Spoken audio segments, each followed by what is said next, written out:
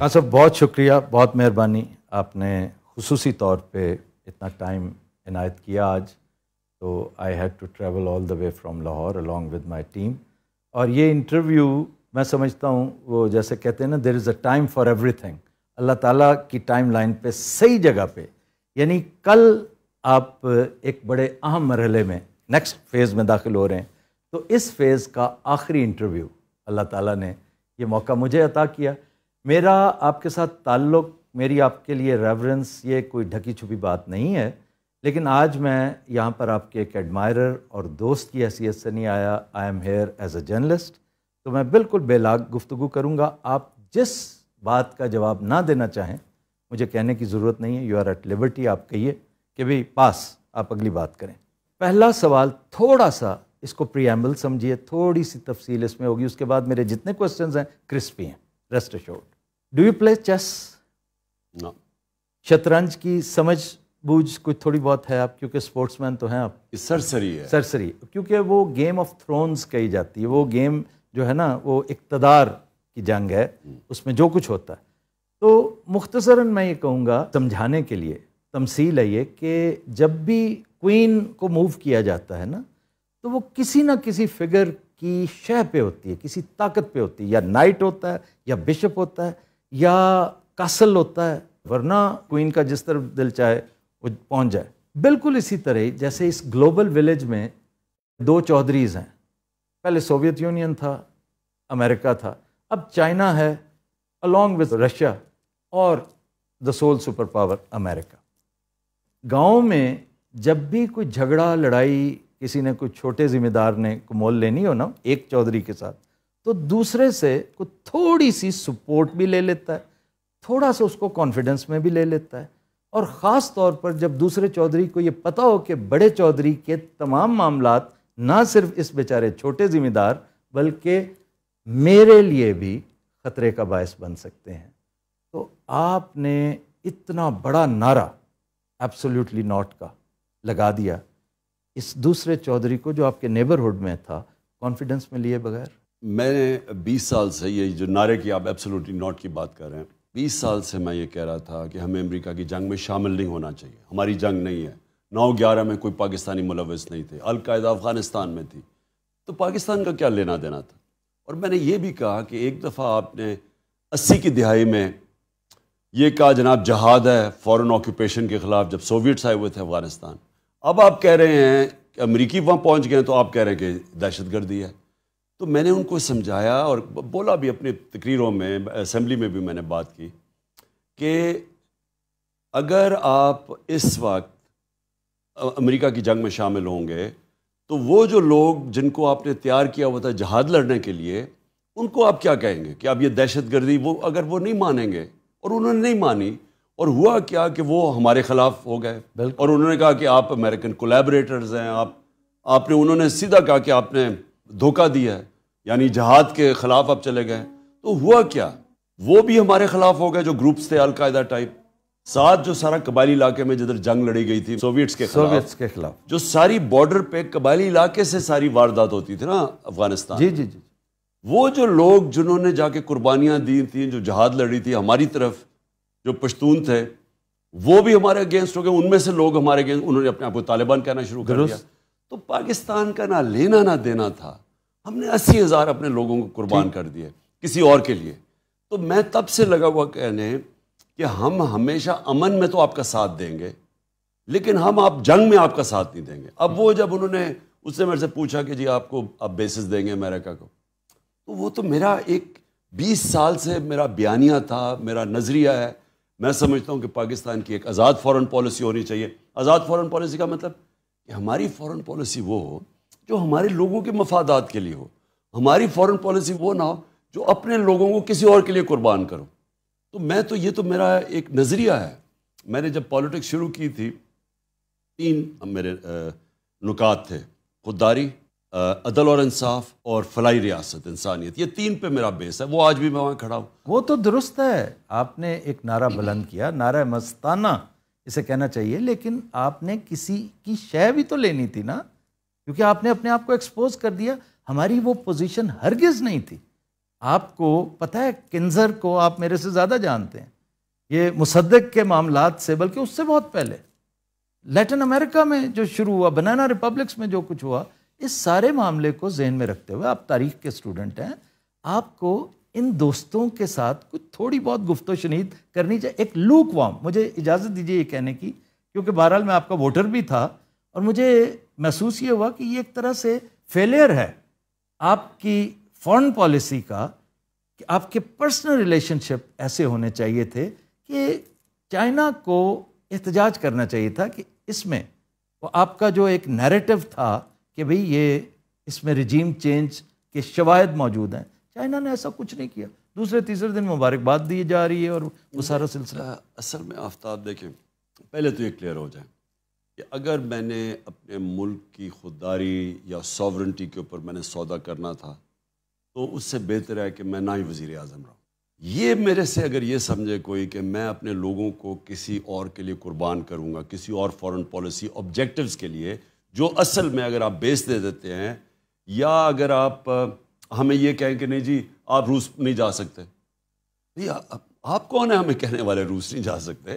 ہندوستان ان کا اسٹریٹجک ایلا ہے، وہ روس سے تیل بھی لے لے، وہ ہتھیار بھی لے لے، اور وہ آپ کا اکنامک پارٹنر بھی بن جائے اور پولیٹیکل پارٹنر بھی بن جائے، تو ہمیں وہ کہیں کہ نہیں جی آپ روس نہیں جا سکتے، چائنا کی آپ کی ریلیشن شپ زیادہ قریب ہو گئی.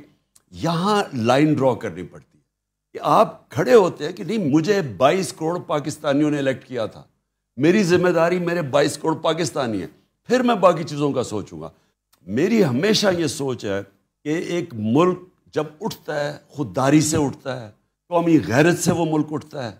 کبھی بھی جوتے پالش کر کے کوئی قوم آج تک اوپر نہیں اٹھی. خان صاحب، اس معیشت کے ساتھ کیسی خودداری، کیسی غیرت، یہ سارے تو کلیشز لگتے ہیں. آپ انڈیا کی مثال دے رہے ہیں، انڈیا کی معیشت دیکھیے آج کہاں پہنچی ہوئی ہے. میری گزارش صرف یہ، کیا یہ اچھا ہوتا، آپ یہ بڑے خوش آئند اقدامات ہیں آپ کے، ہر پاکستانی آپ کو اپریشیٹ کرتا جو آپ کر رہے ہیں، ماں سوائے بیگرز کے، کہ ٹھیک ہے جناب آپ خودداری، مصلحت کوشی بڑی اچھی بات ہے، لیکن چائنا جو آپ کے بالکل ساتھ بیٹھا ہوا ہے، جس کی انسرکلمنٹ کے قصے بڑے ہواؤں میں لکھے جا چکے ہیں، آپ اس کو تو کانفیڈنس میں لیتے. دیکھیں لوک وارم ان کا آیا کہ نہیں، بس صرف اتنا بتا دیجئے. آفتاب میں آپ کو ایک بات، دیکھیں لوگ دعویٰ کرتے ہیں لا الہ الا اللہ، ہر مسلمان دعویٰ کرتا ہے، لیکن وہ بتوں کے سامنے جھک جاتا ہے.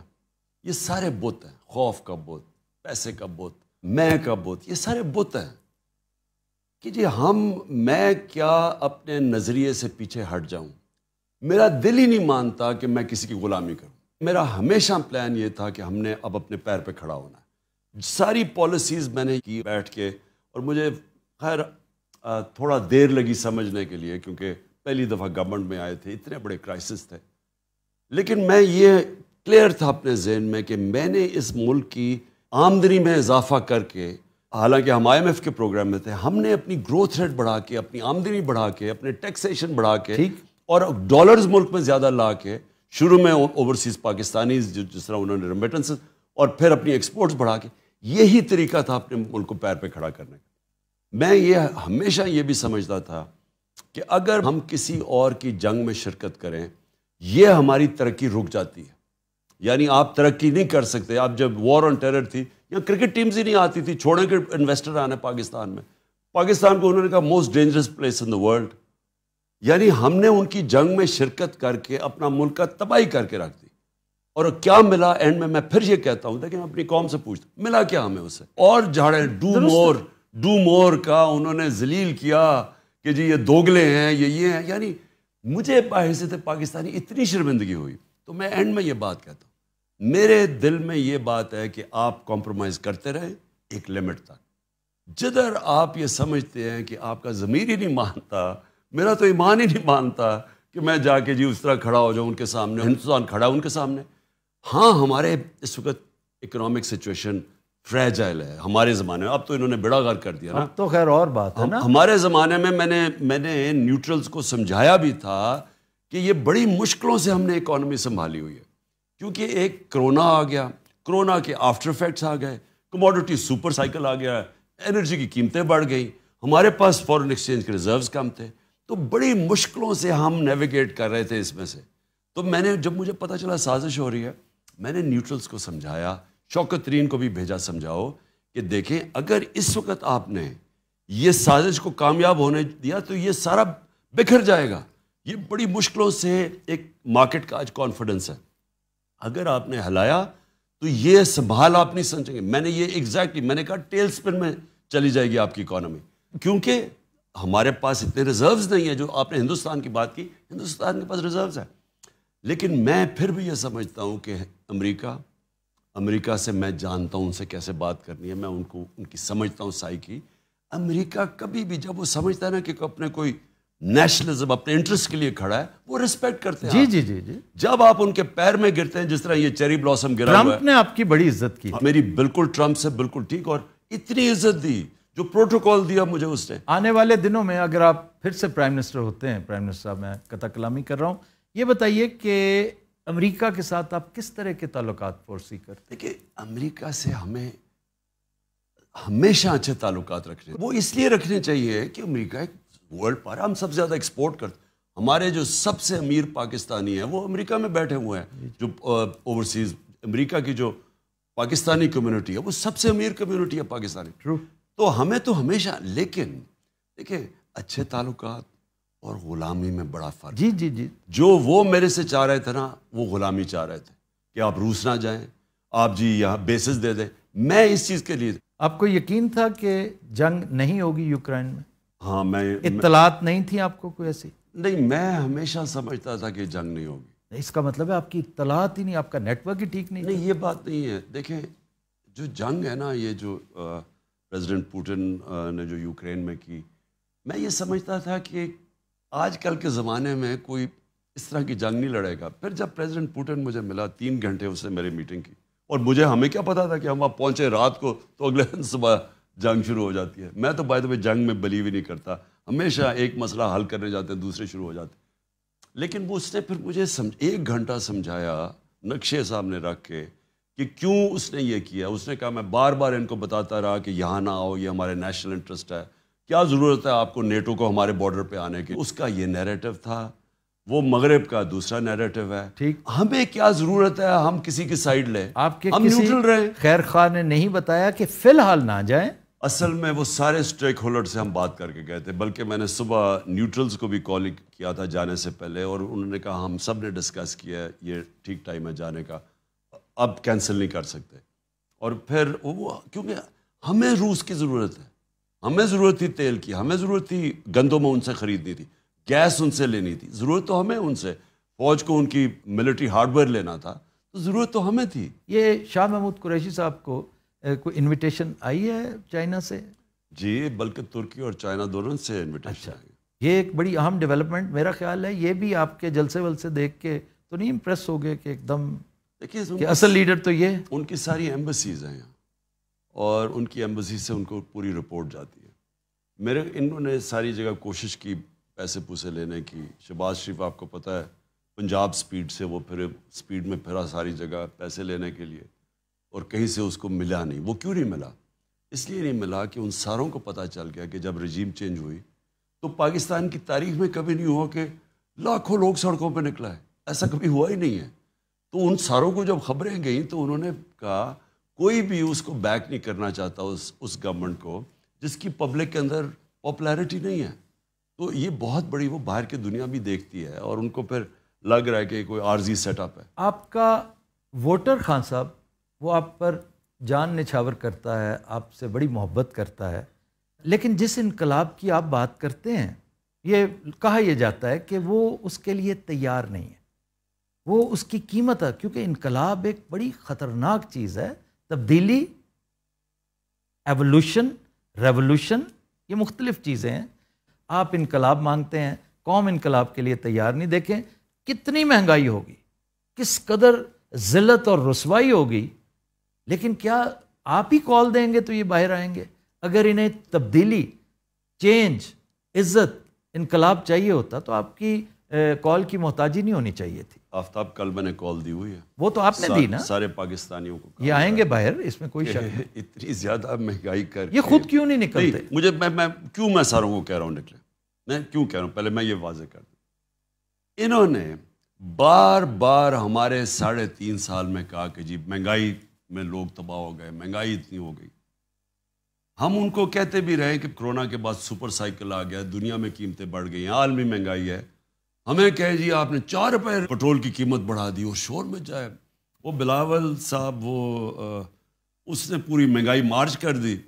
وہ اور بات ہے کہ وہ لوگوں کو یاد ہے کام پہ ٹانگنے والی مارچ، اور وہ روپیہ خرچ کر دیا اس نے یہاں پہنچانے کے لیے کہ جی وہ مہنگائی ہوگی بہت. تو ان کا سارا جو وجہ تھی یہ سازش کی جو انہوں نے پبلکلی ڈکلیئر کی، وہ مہنگائی تھی کہ بہت مہنگائی کر دی. ٹھیک جی، انہوں نے جو منہ کھولتا فضل الرحمان لانگ مارچ آئے تو وہ پہنچ گیا مہنگائی ہے، یہ کہتے ہیں مہنگائی ہے. تو اب جب ان کو حکومت ملی تو انہوں نے تو 2 مہینے میں وہ مہنگائی کر دی جو ہم نے 3.5 سال میں نہیں کی. تو بیچارے پھنس گئے. ہم نے 50 روپے ڈیزل بڑھایا تھا اپنے 3.5 سال میں، اور ہم نے 55 روپے پٹرول بڑھایا تھا. انہوں نے 85 روپے پٹرول بڑھا دیا اور 110 روپے ڈیزل بڑھا دی. اتنی مہنگائی 2 مہینے سے کم میں کبھی ہوئی نہیں پاکستان کی تاریخ میں. بجلی تقریباً دگنی کر دی، کوئی شک نہیں، سب کو پتہ. اچھا، اور ساری چیزیں مہنگی ہو گئی. تو سوال اس کا یہ ہے کہ اگر آپ مہنگائی روکنے کے لیے آ رہے تھے اور آپ نے یہ سازش، بیرونی سازش میں حصہ لے کے گورنمنٹ کو گرایا ہے، تو اب مہنگائی آسمانوں پہ پہنچ گئی ہے. کون ذمہ دار اس کا؟ اچھا، کہتے ذمہ دار ہم ہیں، مجھے کہتے ہیں میں ذمہ دار ہوں. میں ان سے سوال پوچھتا ہوں کہ اگر میں ذمہ دار تھا تو آپ کو ضرورت کیا پڑی تھی گورنمنٹ گرانے کی؟ مجھے پھر ذمہ داری اٹھانے دیتے. یعنی اگر یہ مہنگائی ہو رہی تھی، میں بیٹھا ہوا تھا، وہ ڈر گئے تھے نا کہ آپ کہیں مزید نیچے نہ لے جائیں اسے. نہیں، ان کا خیال تھا کہ شہباز شریف، یہ دیکھیں یہاں بھی سوچ کی غلطی ہو جاتی ہے. شہباز شریف کا امپریشن تو خان صاحب یہی تھا، شہباز اسپیڈ، کہ he will deliver. Unfortunately he could not. دیکھیں، انہوں نے کہا کہ یہ بارودی سرنگیں میں چھوڑ گیا ہوں، تو میں نے تو اگر میں یہ تھا تو میں اسٹیبلشمنٹ کو کیوں کہتا کہ اگر تم نے گورنمنٹ اس وقت ہٹائی یہ سازش کے تحت جو ہو رہی ہے ہمارے خلاف، اور نیوٹرل رہ گئے اور گورنمنٹ چلی گئی، تو یہ بکھر جائے گا، یہ اکانومی نہیں سنبھالی جائے گی. تو میں اسے کیوں بتا رہا تھا؟ اگر مجھے اس لیے کہ مجھے ملک کا فکر تھی، نہیں تو مجھے کہنا چاہیے تھا کہ ٹھیک ہے آنے دو ان کو. ایک تو میں یہ کہنا چاہتا ہوں کہ یہ مجھے پتا تھا کہ بڑی مشکلوں سے ہم سنبھال رہے ہیں، اور مجھے پتا تھا ان سے نہیں سنبھلنی، کیونکہ شہباز شریف کی جو ساری ڈیولپمنٹ ہوئی ہے نا، وہ صرف اشتہاروں میں ہوتی ہے. اشتہار اٹھاتے تھے تو ادھر ایک طرف نواز کی تصویر، ایک طرف شہباز کی. 50 ارب روپے کے اشتہار دے دیے کہ یہ کر دیے، وہ کر دیے، وہ کر دیے.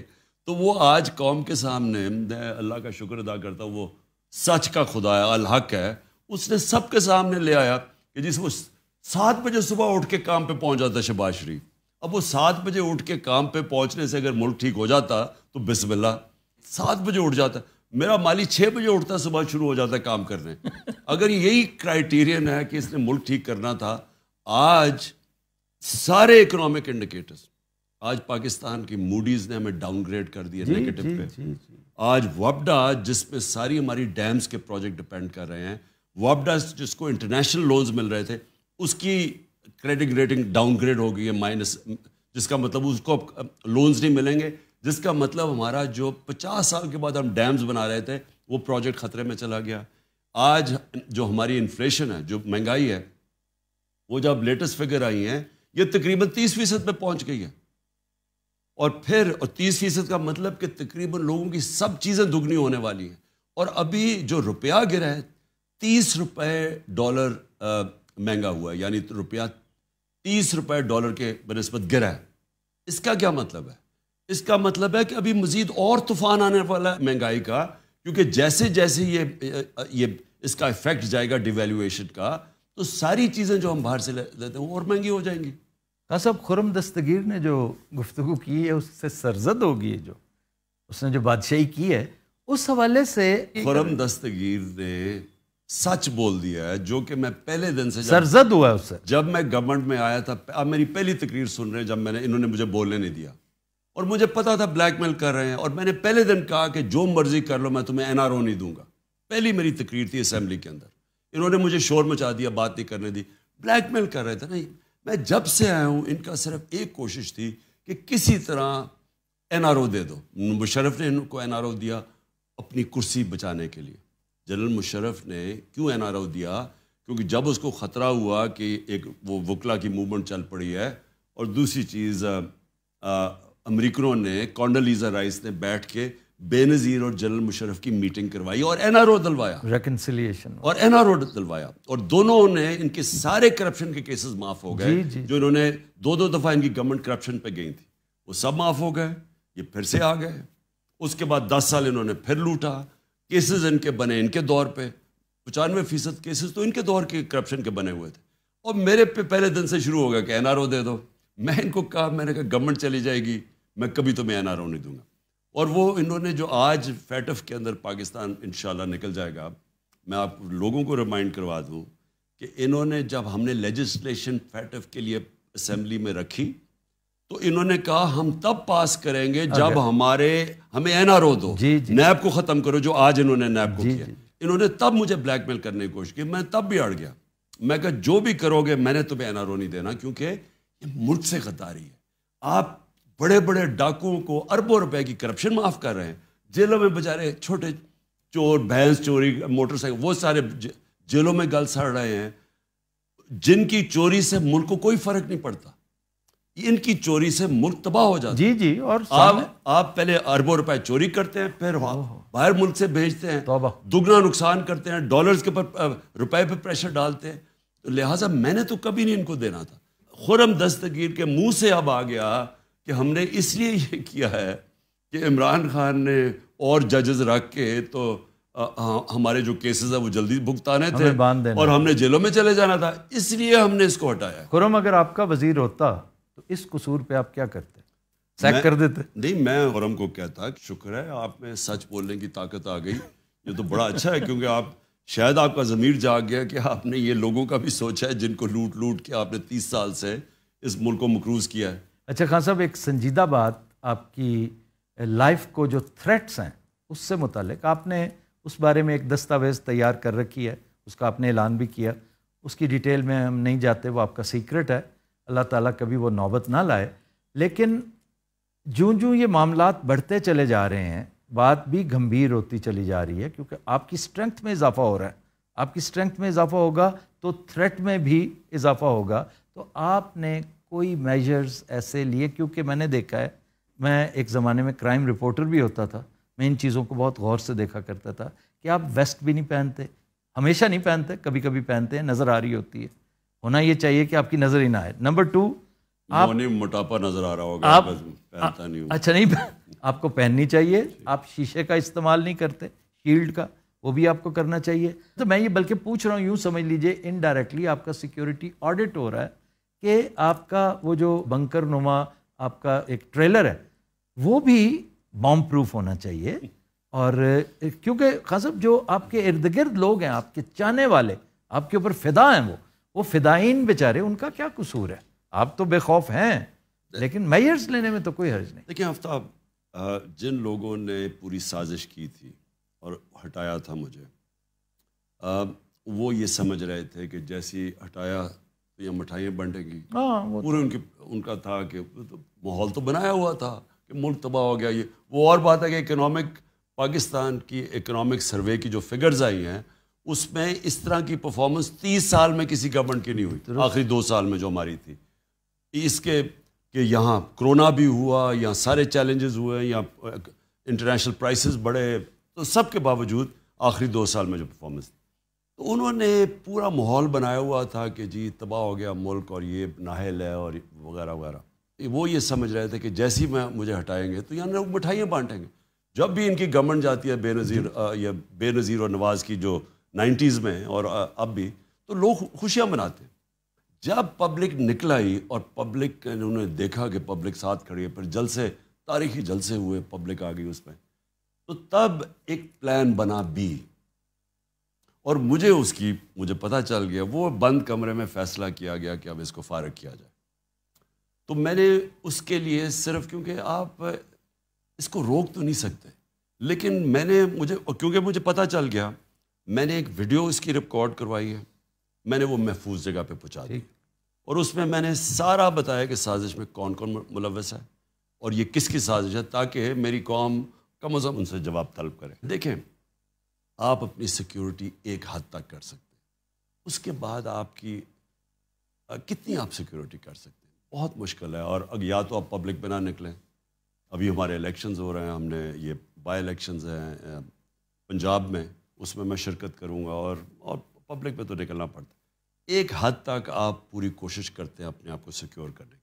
اس کے بعد تو میرا پورا اللہ پہ ایمان ہے کہ وہ جو فیصلہ تو آخر میں اس کا ہے. درست. تو وہ جو ایمان اتنا مضبوط ہے کہ جب ٹائم آئے گا تو وہ جانے کے 100 طریقے اللہ کے پاس. بالکل درست ہے. وہ جس حد تک آپ خود کہہ رہے ہیں نا کہ ایک حد تک ہو سکتی ہے, اس حد تک تو آپ اڈاپٹ کریں. ابھی آپ کہہ رہے ہیں میں ویسٹ بھی نہیں پہنتا, وہ مہربانی کر لیا کریں. چلے ویسٹ پرانے زمانے کی چیزیں ہیں, ایسی چیزیں ہیں. وہ مجھے یاد ہے, وہ حریری جب لیبنان کا پرائم منسٹر تھا تو اس نے کوئی $60 ملین کی گاڑی منگوائی تھی, بام پروف اور پتہ نہیں کیا. 60 ملین اسپیشلی بنی ہوئی تھی اس کی, بالکل اس کو سیکیور کرنے کے لیے. تو وہ جب وہ مرا تو وہ 13ویں فلور پہ ملی تھی گاڑی اس کی, وہ کسی اپارٹمنٹ بلڈنگ میں. تو وہ آپ روک نہیں سکتے. اچھا جی, ہر پارٹی میں, ہر ڈائنیسٹی میں ایک سکسیشن پلان ہوتا ہے. اب دیکھیں نواز شریف خود یہاں پہ نہیں ہیں, ان کی صاحبزادی سارے معاملات کو دیکھ رہی ہیں سیاست کے حوالے سے. شہباز شریف کی ایک پوری ہے ترتیب. اسی طرح زرداری صاحب کا معاملہ ہے. آپ نے اپنے جانشین مقرر کیے ہیں یا وہ بھی کسی ٹیپ پہ ہیں یا کسی دستاویز میں ہیں؟ کیونکہ آپ کی ڈائنیسٹی تو ہے کوئی نہیں, نہ آپ اس پہ یقین رکھتے ہیں, تو پھر کچھ نہ کچھ تو ہوگا نا, ایک پلان. آفتاب دیکھیں, اس ملک کی جو جمہوریت کیوں نہیں بنی, کیوں نہیں چلی جمہوریت؟ یہ جمہوری پارٹیز 60 سال, پچھلے 62 سال میں آدھا فوجیوں نے حکومت کی ہے, آدھا ان دو خاندان نے کی ہے. تو کیوں نہیں ہماری جمہوریت کیوں نہیں آگے بڑھی؟ جمہوریت کا, ڈیموکریسی کا مطلب ہی میرٹوکریسی ہے. جمہوریت اور بادشاہت میں فرق یہ ہے کہ جمہوریت کے اندر جو اوپر لیڈرشپ آتی ہے وہ میرٹ پہ آتی ہے, بادشاہت میں خون کے اوپر آتی ہے. اس لیے بادشاہت پیچھے رہ گئی, جمہوریت آگے نکل گئی. اب یہاں کیا ہوا ہے, یہاں یہ 2 خاندانوں نے پکڑ لیا ہے, پچھلے 30 سال سے بیٹھے ہوئے اوپر. اب یہ کرتے کیا ہیں, انہوں نے اپنے بچے تیار کر دیے. ٹھیک. ان بچوں کی اہلیت ہے یا نہیں ہے؟ پہلے تو ان کی اہلیت نہیں تھی, ان کو بھی نواز شریف کو لے کے آیا وہ جنرل جیلانی, وہ اس کو لے کے آیا. کوئی اہلیت تو تھی نہیں اس کی, اس لیے ابھی تک بھی لیڈر نہیں بنا, ابھی بھی پرچیاں پکڑی ہوئی ہوتی ہیں. اور جو دوسرا ہے وہ ذوالفقار علی بھٹو کی فیملی ہے. اب ان کی کتنی اہلیت ہے؟ اوپر سے زرداری نے ہائی جیک کر دیا, اس نے اپنے بیٹے کو بنا دیا. تو ان کی کیا اہلیت ہے؟ مثلاً کیا مقابلہ کر سکتی تھی؟ مثلاً مریم کا میں کہوں کہ کیا وہ مقابلہ کر سکتی ہے چودھری نثار کا, جیسا 30 سال کی اس کی سروس تھی؟ کیا اعتزاز احسن کا مقابلہ کر سکتا ہے بلاول, جو کہ بڑا منجے ہوئے؟ یعنی میرٹ پہ تو ان کو آنا چاہیے تھا. تو انہوں نے اپنے خاندانوں کو کر کے ان کی پارٹیز ختم کر دی ہیں.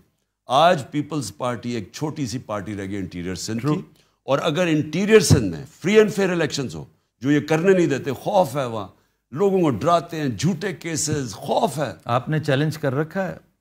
میں انشاءاللہ سندھ سندھ میں جا کے کیمپین کروں گا. میں آپ کو آفتاب لکھ کے دوں گا کہ میں اس کو شکست دوں گا وہاں, کیونکہ یہ صرف خوف ہے. جیسے لوگوں کا خوف ٹوٹے گا, اس کو وہ ان کو نفرت کرتے ہیں ان لوگوں سے.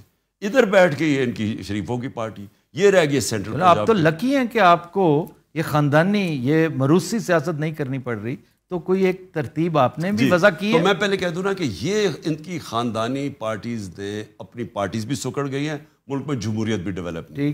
میرا جو پوری کوشش ہے کہ ابھی الیکشنز جیسی جنرل الیکشنز ہو جائیں, میں نے انشاءاللہ پوری تیاری کر کے ایک صحیح الیکشن کروانا ہے پارٹی میں. اور جب پارٹی میں, اب کیونکہ ہم نے پہلا الیکشن ٹرائی کیا, وہ اتنا پہلی دفعہ کسی پارٹی نے اتنا بڑا الیکشن کیا, وہ صحیح نہیں ہوا. دوسرا ہم کرنے لگے تھے, وہ بیچ میں رہ گیا وہ. اب جو الیکشن, اب جو ہم نے اپنی ایکسپیرئنس سے سیکھا ہے, یہ جو اب الیکشن ہوگا, یہ اصل میں اس پارٹی کی لیڈرشپ اوپر لے کے آئے گا.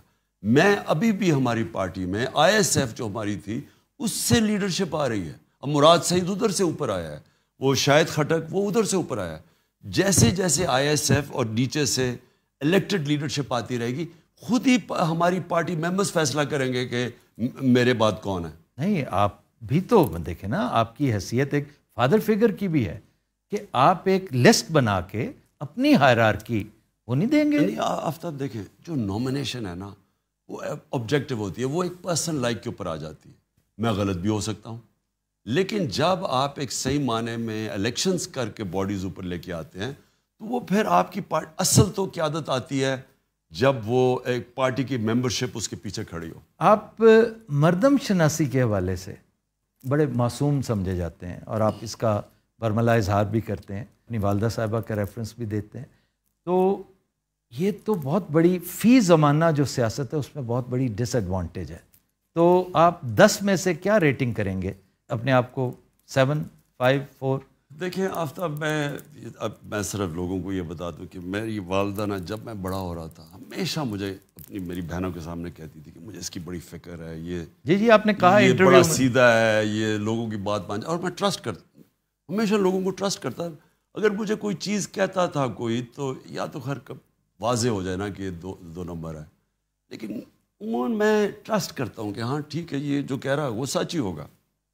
اور یہ میں اپنی والدہ کو بھی کہتا رہتا جب تک وہ زندہ تھی. میں نے کہا مجھے کیا فرق پڑتا ہے, میں کرکٹ کھیلتا تھا, کوئی اگر کسی نے دھوکہ بھی دے دیا کچھ تو مجھے کیا فرق پڑتا.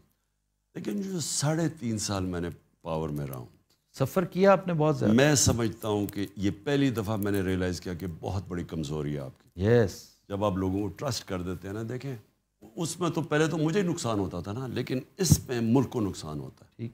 لہٰذا جو میں نے 3.5 سال میں سیکھا ہے, یعنی میں نے اپنی زندگی میں نہیں سیکھا جو ان 3.5 سال میں سیکھا. آپ نے کوئی اس کا سدباب بھی کیا ہے کہ نہیں؟ کوئی مردم شناسی کے لیے کوئی چھوٹا سا ہلکا احباب بنائیے, کیونکہ آپ کی معصومیت سے ناجائز فائدہ تو لوگ اٹھاتے رہیں گے, اور آپ ان 2 سالوں میں چالاکی وہ نہیں سیکھ سکتے, وہ آپ کے اندر نہیں ہے. نہیں, چالاکی تو نہیں سیکھ سکتا, لیکن آفتاب میں آپ کو ایک بات بتاؤں کہ پہلے جو ہوتا تھا نا, میں بڑی, یا تو مجھے کوئی کنونس ہو جانا کہ یہ 2 نمبر آدمی ہے, لیکن میں فیصلے کر لیتا تھا. اب میں نے ایک سسٹم اپنے ذہن میں بنایا ہوا ہے کہ میں نے جب تک مجھے ویریفیکیشن, ایک انگریزی کا ورڈ ہے ڈیو ڈیلیجنس, جب تک وہ میں نہیں کروں گا میں اب فیصلہ نہیں کرتا. یہ آپ نے شوکت ترین سے لیا ہوگا, کیونکہ بینکرز ڈیو ڈیلیجنس ضرور کرتے ہیں. نہیں, جو پوزیشن جب آپ پرائم منسٹر یا منسٹر بن جاتے ہیں تو آپ کو ضرور کرنی چاہیے, کیونکہ نقصان آپ کو نہیں ہوتا, آپ اپنے ادارے اپنے ملک کو نقصان پہنچاتے ہیں. اچھا, آن اے لائٹر نوٹ, لوگ جو آپ کے کرٹکس ہیں, جو پسند بھی کرتے ہیں نہ چاہتے ہوئے بھی, شاید آپ کے ووٹرز بھی ہوں, وہ کہتے ہیں کہ آپ کے اندر وائٹامن آئی بہت ہے. تو اس کی کیا وجہ ہے؟ اس کا مطلب کیا ہے؟ اس کا مطلب کیا تکبر ہے؟ جی, کیا آپ مطلب ہے کہ اپنے آپ کو ہمیشہ, جیسے پہلے کہا جاتا تھا کہ جس میں اب میں واضح تبدیلی دیکھ رہا ہوں, میں خود کہا کرتا تھا کہ خان صاحب میں وہ جو ایک ڈیوائن رائٹ والی بات ہے نا, کہ وہ کہتے ہیں نہیں جناب, میں اگر بہت اعلیٰ کرکٹر ہوں یہ میرا ڈیوائن رائٹ تھا, میں اگر شہزادہ ہوں کرکٹ کا یہ میرا ڈیوائن رائٹ تھا, میں اگر سب سے زیادہ پاپولر پالیٹیشین اور پرائم منسٹر ہوں یہ میرا ڈیوائن رائٹ ہے. تو اس لیے آپ کے بارے میں لوگ کہتے ہیں کہ آپ آئی ایم دا ون, آئی, تو وہ زیادہ آپ کے ہاں. آفتاب میں آپ کو بتاؤں, یہ آئی کس میں آتا ہے؟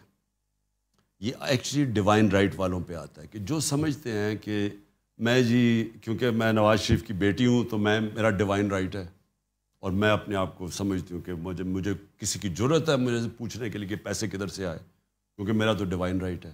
یا وہ بلاول, اس نے کہا کہ اگر نیب نے کسی چیز پہ بلایا, کہتا کہ اگر مجھے نیب بلائے گی تو میں یہ کر دوں گا. یہ ڈیوائن رائٹ ہے. جو آدمی اپنے پیر پہ اسٹرگل کر کے پہنچتا ہے وہ کبھی یہ نہیں کہتا ڈیوائن رائٹ ہے. جو بھی اسٹرگل کر کے, مثلا آپ نے اگر ملک میں اپنے ملک کے ٹاپ کھلاڑی یا ٹاپ 11 کھلاڑیوں میں آنا ہے تو اس کا ایک بڑا لمبا پروسیس ہے اسٹرگل کرنے کا. اس میں ماریں کھاتے ہیں, گرتے ہیں, چڑھتے ہیں. وہ جب ادھر آپ پہنچتے ہیں پھر وہ اپنے آپ کو وہاں رکھنا وہ سارا اسٹرگل ہے. پھر ایک ہاسپٹل, یا جب شروع کیا کینسر ہاسپٹل, اور اب نمل یونیورسٹی, القادر یونیورسٹی ہے, یعنی 2 یونیورسٹیز شروع, اب دوسری شروع ہے. یہ ایک بہت بڑی اسٹرگل ہے. اور پھر پولیٹکس کے اندر 2 پارٹی سسٹم میں 0 سے شروع کر کے 14 سال مذاق اڑنا پولیٹکس میں, وہ ایک بہت بڑی اسٹرگل ہے. تو جو اسٹرگل کرتا ہے نا وہ کبھی ڈیوائن رائٹ نہیں سمجھتا, کیونکہ آپ کی اونچ نیچ ہوتی ہے نا. اسٹرگل آپ جب کرتے ہیں تو وہ ایسے نہیں, آپ اوپر, آپ کبھی گرتے ہیں پھر اوپر جاتے ہیں پھر گرتے ہیں. تو جو نیچ ہوتی ہے نا جب آپ گرتے ہیں وہ آپ کو ایک بڑا زبردست ایجوکیشن دیتی. اصل زندگی میں نے جب سیکھا ہے مشکل وقت نے سکھایا, جب آپ برا وقت ہو. تو اگر میں آپ مجھے یہ کہنا کہ آئی ہوتا نہیں ہے. اور پھر ایک اور اس کے اوپر چلے جائے, تکبر جو ہوتا ہے, تکبر اصل میں آئے ہوتا ہے تکبر کہ میں کچھ ہوں. تکبر وہ آدمی جس میں اللہ میں ایمان ہوتا ہے نا, اس میں تکبر آ ہی نہیں سکتا. کیونکہ وہ یہ جب آپ کہتے ہیں نا میں نے یہ کیا, اس کا مطلب آپ نے اللہ کا جو رائٹ ہے وہ ڈینائی کر دیا. میں نے جتنی زندگی میں مارے کھائی ہیں, کسی نے, میں آپ کو یقین دلاتا ہوں, کسی نے اتنی دفعہ گرا نہیں ہے جتنا میں گرا ہوں. اونچ سے نیچے آتا تھا, پھر وہ کھڑا ہوتا. تو اس میں جو سب سے بڑا سبق میں نے سیکھا کہ کوشش انسان کی, کامیابی اللہ دیتا ہے. آپ جو مرضی کر لیں, آپ محنت جتنی مرضی کر لیں, جب تک اوپر والے کا حکم نہیں آپ کامیاب نہیں ہوتے. تھوڑا سا اسٹریٹجک کوشچن, جتنی پاپولیرٹی اللہ تعالیٰ نے آپ کو عطا کی ہے, جس طرح نظر آ رہا ہے, میں نے اپنی آنکھوں سے, میں نے ذوالفقار علی بھٹو کی پوری مہم دیکھی ہوئی ہے. میں بہت چھوٹا تھا لیکن میرے والد چونکہ پیپلز پارٹی کے فاؤنڈنگ ممبرز میں سے ایک تھے, تو ہم نے غور سے دیکھا ہے یہ اس کو ایک طرح سے سرپاس کر گئی ہے آپ کی پاپولیرٹی. اور جو لوگوں کا بھی بیانیہ ہے نا کہ آپ کے ساتھ زیادتی ہوئی ہے, کچھ لوگ ایسے ہی خام خواہ آ کے کھڑے ہو گئے ہیں آپ کے ساتھ, تو آپ کو اتنا زیادہ تشکر اور سرشاری کی کیفیت جو اللہ تعالیٰ نے آپ کو عطا کر رکھی ہے, اس کے بعد میٹر کرتا ہے کہ آرمی چیف کوئی بھی ہو, جو مرضی آ جائے. آپ یقین کریں میرے کبھی ذہن میں بھی آرمی چیف نہیں آیا. میں نے تو کبھی سوچا ہی نہیں آرمی چیف کا. اب تو اکا ہی نہیں آنا چاہیے کوئی بھی ہو. میں تو بات کر رہا ہوں جب میں پرائم منسٹر تھا, میں نے تو کبھی سوچا یہ سارا یہ جو وہ دستگیر وہ ہو جی نومبر میں آرمی چیف بٹھانا تھا, یہ وہ لوگ کرتے ہیں جو کنٹرول کرنا چاہتے ہیں, جو اداروں کو کنٹرول کرتے ہیں, جو فوج کو کنٹرول کرتے ہیں. جنرل فیض کو بہت ایسوسیٹ آپ کے ساتھ کیا جاتا تھا, وہ آپ کے ساتھ کوئی ضرورت سے زیادہ پیار محبت کا اظہار کرتے رہے, بعض لوگوں کو بدہضمی ہوتی تھی. آفتاب یہ فیکچولی غلط ہے. جنرل فیض تھا I S I chief. I S I chief کو ہوتا ہے پرائم منسٹر سے ڈائریکٹ ریلیشن شپ اس کی. میں تو اور کسی فوجی کو جانتا ہی نہیں تھا, میں تو کسی اور جنرل کو نہیں جانتا تھا, میری تو ان سے انٹریکشن کسی سے نہیں ہے. بلکہ میرا تو یہ تھا کہ جنرل باجوہ کو میں نے کہا تھا کہ آپ مجھے ریکمینڈ کریں کیونکہ آپ کی فوج ہے, آپ جانتے ہیں. یہ جو خوف تھا مخالفین کو کہ جناب میں کوئی سفارش کر کے کوئی لاؤں گا, کیونکہ مجھے کوئی ڈر ہے کہ جی اگر آرمی چیف میرا نہ ہوا تو پتہ نہیں ملک کی چلے. یہ نواز شریف ٹائپ لوگوں کو فکر ہوتی ہے, انہوں نے کرپشن کی ہوتی ہے, ان کو ڈر سارا وقت ہوتا ہے کہ ان کے پیسے نہ پکڑے جائیں, ان کو ایک آرمی چیف چاہیے جو ان کی سارا وقت ساتھ کھڑا ہو, بلکہ وہ چاہتے ہیں جو فوج ہے وہ پنجاب پولیس بن جائے.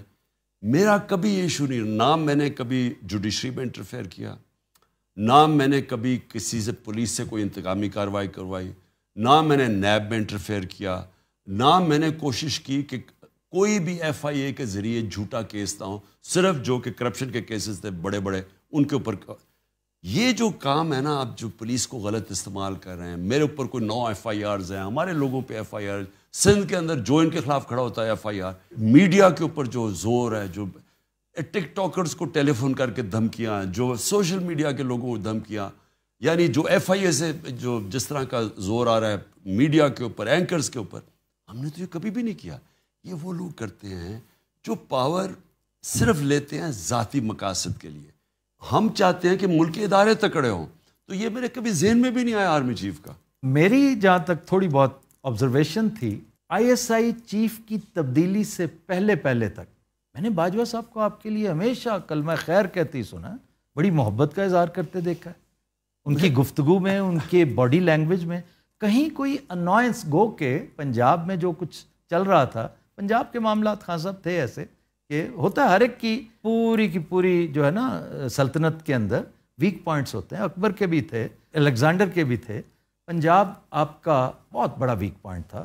تو یہ یکایک آئی ایس آئی چیف کی تبدیلی نے پانسا پلٹ دیا تعلقات میں. نہیں ایکچولی مجھے کبھی سمجھ نہیں آئی کہ یہ ایشوز بنے کیا. یہ میں بعد میں سنتا ہوں کہ جی آپ کہہ دیتے جی ٹھیک ہے جس کو مرضی لیں, نو پرابلم. میں نے ہمیشہ یہ کہا, میں نے تو کبھی بھی یہ نہیں کہا کہ نہیں جی, میں نے صرف یہ کہا کہ جو سردیاں ہیں میں تو پبلکلی کہہ بیٹھا تھا کہ سردیاں ہمارے ساتھ سب سے مشکل ہیں. ایک ہی سازش کر رہے تھے, یہ ہمیں پتہ چل گیا تھا, یہ سارے جو کرپٹ لوگ ہیں ٹولہ یہ سازش کر رہے تھے, یہی این آر او کا چکر تھا سارا. اور دوسرا مجھے افغانستان کی فکر تھی کہ وہاں, میں جون کی بات کر رہا ہوں, کہ وہاں خون خرابہ ہونا تھا. جب امریکن نے جانا تھا وہ اور بات ہے کہ ان کی فوج سرنڈر کر گئی, نہیں تو وہاں فال آؤٹ ہونا تھا, اس کا ڈائریکٹ فال آؤٹ پاکستان میں تھا. تو میرا دوسرا تھا. اور ابھی بھی جو دہشت گردی ہوئی ہے ہمارے بڑے فوجیوں نے قربانی دی ہے یہ پچھلے 6 مہینے میں, تو میرا وہ ایشو تھا. میں صرف اس کو چاہ رہا تھا کہ سردیوں میں وہ جنرل فیض رہے. میرا یہ کبھی بھی سوچ نہیں تھی کہ جناب اگلا آرمی چیف کون ہوگا. وہ نومبر تو بہت دور تھی میرے لیے. خان صاحب آخری بات، یہ سوال بھی ہے اور ایک طرح سے پیغام بھی. میں چاہوں گا کہ آپ ہمیں انکریج کرنے کے لیے بتائیں کہ یہ جو زبوں حالی ہے، یہ جو بدحالی ہے، معیشت جس طرح زمین دوز ہو چکی ہے، نوز ڈائیو کر چکی ہے، کل کلاں آپ پھر سے پرائم منسٹر بنتے ہیں تو آپ سمجھتے ہیں کہ آپ اس کو ہینڈل کر لیں گے؟ پہلے تو آفتاب ان کو یہ جب 97 سے 99 تک آئے تھے نون لیگ، آپ ذرا پوچھیں کہ ان کی کیا چھوڑ کے گئے تھے. تب بھی یہ بڑا خسارہ چھوڑ کے گئے تھے، تب بھی ان کی کوئی ایکسپورٹس نہیں بڑھی. دیکھیں دولت تو تب بڑھتی ہے جب ایکسپورٹس بڑھتی ہے. ٹھیک، ان کے دور میں نہ تب ایکسپورٹس بڑھی، اس باری جو 5 سال گزرے تب نہ ایکسپورٹس بڑھی. اور آپ نے ایکسپورٹس واقعی بہت اوپر لے گئے. سو ان کا ہمیشہ دور آتا ہے یہ مال خود بناتے ہیں، ہر چیز غلط لوگوں کو اپوائنٹ کرتے ہیں، سارے ادارے تباہ کرتے ہیں. یہ نا ہمیشہ مخالفین کے خلاف FIRs اور خوف کے ذریعے یہ حکومت کرتے ہیں. ان کے اندر نہ کوئی ڈیموکریسی ہے. تو یہ جب آئے تھے اس باری، یہ کیوں کوئی سمجھ رہا تھا کہ کوئی اب جب آئیں کہ کوئی بدل جائے گا؟ ان کی کوئی اہلیت نہیں ہے، نہ انہوں نے آج تک کبھی کیا ہے. ان کے ماضی اٹھا کے دیکھ لیں. اگر ہم پہلی دفعہ حکومت بنی ہو اور پچھلے 2 سال میں ہماری جو اکنامک پرفارمنس ہے وہ 30 سال میں سب سے بہتر ہے، تو ہم تو پہلی دفعہ آئے تھے، یہ تو بڑے تجربہ کار تھے. تو یہ ایکسپوز ہوئے ہیں. ان کا ساری دنیا کو آج پتہ چل گیا کہ نہ کوئی پنجاب سپیڈ تھی نہ کچھ. وہ درست ہے، بالکل درست. تو اب جو آپ بات کر رہے ہیں نا، اب مجھے نہیں پتا ریسیپی کیا آپ کے پاس؟ مجھے نہیں پتا کہ کدھر یہ چھوڑ کے جائیں گے، کیونکہ ملک تو جا رہا ہے اب ایسے. مجھے خوف ہے کہ یہ ڈیفالٹ کی طرف نہ چلا جائے. مجھے یہ خوف ہے کہ یہ ادھر تک نہ چھوڑ دیں کہ ہمارے ملک اس سطح پہ پہنچ جائے کہ جنہوں نے ہمیں اگر بیل آؤٹ کروانا ہو تو وہ ہمارے سے وہ قیمت ڈیمانڈ کریں جو ہماری نیشنل سیکیورٹی اور ہماری ساورنٹی کے اوپر. ایسٹس، ساورنٹی نا، ایسٹس کا مطلب ساورنٹی. جی جی ایبسولوٹلی. مجھے وہ خوف ہے کہ یہ جس طرح جا رہے ہیں اب ان کے پاس تو کوئی نہ روڈ میپ ہے نہ پلان ہے، صرف کہ امریکہ وہ امریکن ایمبیسڈر کے پاس پہنچ گیا کہ جی ہماری خدا کے واسطے مدد کریں. آپ آج اگر کال دیں، مطلب آپ کو اللہ وہ پوزیشن دے، آپ اس جھنڈے کے سامنے بیٹھے ہوں، آپ کی کال پہ آپ سمجھتے ہیں کہ آپ اگر ایک دفعہ کہیں کہ 60% ریڈکشن ہر انڈیویجول اپنی کنزمپشنز میں، چائے ہو، ایڈیبل آئل ہو، فاسل فیول ہو، الیکٹریسٹی ہو اور نیشنل سیونگز، تو کیا آپ سمجھتے ہیں کہ اس کو رسپونڈ کریں گے؟ یہ دیکھیں آفتاب، میں یہ سمجھتا ہوں کہ یہ جو جب سے 2 مہینے پہلے جب مجھے گورنمنٹ سے نکالا، تو میں یہ سمجھتا ہوں کہ ان 2 مہینے میں جو میں نے دیکھا ہے، پہلی دفعہ میں نے دیکھا کہ پاکستان ایک قوم بننے جا رہی. کیونکہ میں نے جس طرح کے طبقوں کو دیکھا ہے، شرکت کی ہے، جس طرح کے میں نے جلسوں میں پبلک نکلتے دیکھی ہے، اور انشاءاللہ کل پبلک نکلے گی یہ مہنگائی کے اوپر، میں یہ سمجھ رہا ہوں کہ جو اسی طرح ہم ایک قوم بن گئے تو پھر کوئی چیز مشکل نہیں ہے. جب آپ قوم بن جاتے ہیں نا، تو جرمنی اور جاپان تباہ ہوئے ملک، ایک بلڈنگ نہیں کھڑی تھی اور وہ 10 سال پہ پھر کھڑے ہو گئے. قوم تو بنا دی آپ نے. نہیں، وہ قوم وہ ہوتا تب ہے جب آپ قوم بن جاتے ہیں. اور مجھے لگ رہا ہے کہ اللہ کا خاص کوئی کرم ہوا ہے اس مشکل وقت میں کہ ہم ایک وہ قوم بننے جا رہے ہیں جو پھر آخر میں یہی جو آپ نے باتیں کی، ہم سب سے پہلے تو بیرون ملک پاکستانی، ان کو جب ہم کہیں گے کہ آپ اپنا پیسہ پاکستان میں رکھیں، اصل مسئلہ تو ڈالرز کا ہے نا، وہ اگر ہمارے ان کو ہم اٹریکٹ کریں، اور وہ سب سے زیادہ محب وطن پاکستانی ہیں، وہ اگر یہاں اپنے ڈالرز لے آئیں ایک عرصے تک، جب تک ہم اپنے پیر پہ کھڑے ہو جائیں، اور پھر ہم ساری چیزیں کہہ سکتے ہیں کہ آج مجھے تو پانی کا بھی مشکل لگ رہا ہے، پانی کی بھی ہم کیسے کنزرو کریں، ہم اپنی بجلی کنزرو کریں. ہم اگر ہمارے پاس مشکل وقت ہے تو ہم اپنا پٹرول اور ڈیزل کنزرو کریں. یعنی یہ قوم کر سکتی ہے. خان صاحب بہت شکریہ، بڑی مہربانی، بہت دلچسپ، بڑی مزیدار گفتگو تھی. آپ نے اتنا قیمتی وقت نکالا، اور مجھے یقین ہے کہ ہمارے ویورز کو بھی اس گفتگو سے بہت لطف آیا ہوگا. Thank you very much.